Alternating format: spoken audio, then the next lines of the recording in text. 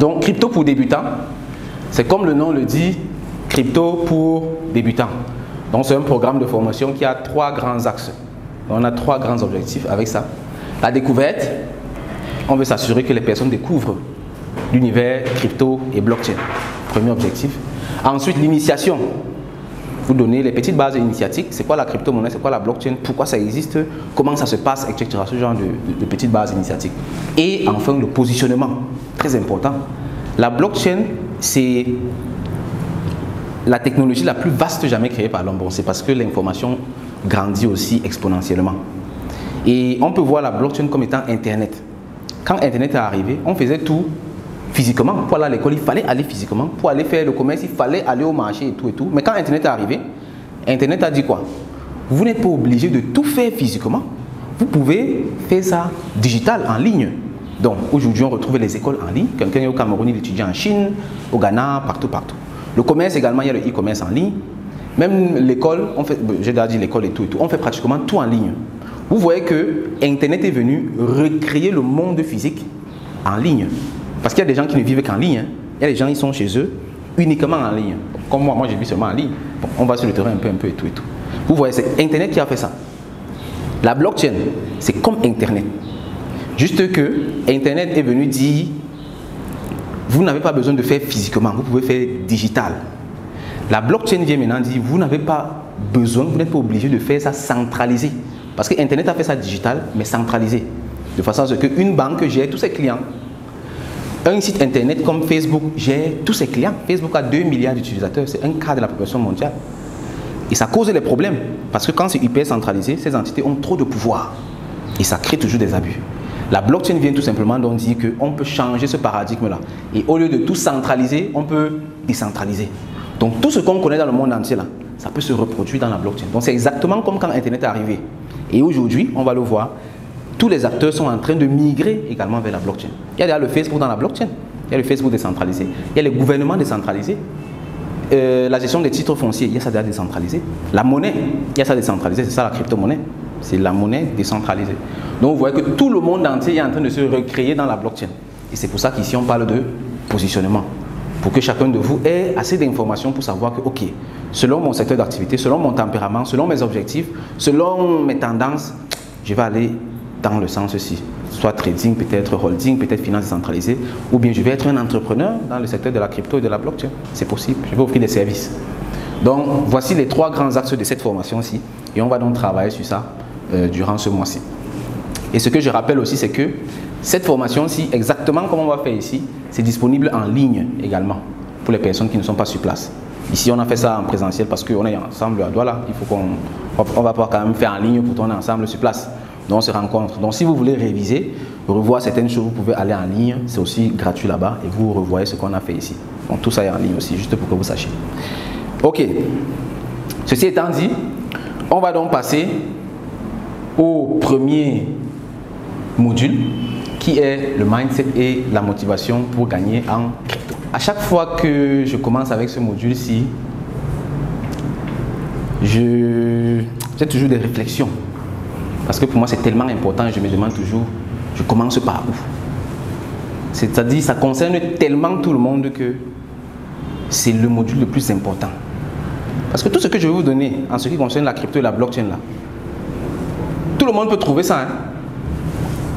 Mais ça, là, tout le monde a déjà ça. Mais il faut s'en rendre compte. Et c'est ça la clé, c'est ça qui débloque tout en fait. Ce qui fait que ça, là, c'est le module le plus important. Important au point où, quand quelqu'un rate ça, moi, je considère qu'il n'a pas fait la formation. Ouais, et dans toutes les formations du CIA, premier module, c'est toujours ça. Mindset et motivation. Les croyances, c'est très, très, très délicat. Et c'est à partir d'ici, donc, que le mindset devient déterminant. Ce que j'ai dit, l'état d'esprit. Parce que l'état d'esprit, c'est d'abord constater et ensuite agir. Donc ici, vu que les croyances concernent tout le monde, il faut être conscient de cela, que tout ce en quoi je crois, tout ce que je crois savoir, en réalité, ça vient de quelque part. Mais pourquoi est-ce que ça a été fait comme ça? Est-ce que ça m'aide ou pas? C'est à partir de là qu'on commence à prendre la maîtrise de soi. Et ici donc, quand on parle de mindset, on va généralement distinguer 2 types de mindset. Ce qu'on a appelé le fixed mindset d'une part, et d'autre part, le growth mindset. Fixed mindset, ça veut dire mindset figé. Growth mindset, c'est mindset évolutif. Le fixed mindset maintenant, c'est le mindset figé. Et ça correspond à un certain type de personnes. Ça va être les personnes qui croient en la fatalité. La fatalité, c'est quelqu'un qui croit que c'est fini pour lui en fait. C'est-à-dire que le statu quo existe. Il va dire, dans ma famille, tout le monde est pauvre, donc je ne peux pas devenir riche. Pas les gens. Ça, c'est la fatalité. Bien quelqu'un va dire, je suis bête, parce qu'à l'école, il est sorti dernier de la classe, on a dit que tu es un cancre. Fatalité pour lui, c'est mort, il ne peut plus jamais réussir. Et il se bloque comme ça. Ça, c'est le fixed mindset, mindset figé. Ce sont des personnes qui ont peu confiance en soi. Des personnes qui ne sont pas courageuses. J'ai peur, je ne peux pas y arriver. Et généralement, on dit la crainte de quelque chose est généralement même plus grave que cette chose-là même.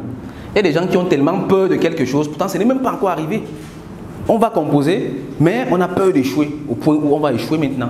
Parce que dans la tête, on pense seulement à l'échec. Ça, c'est le manque de confiance. Fixed mindset.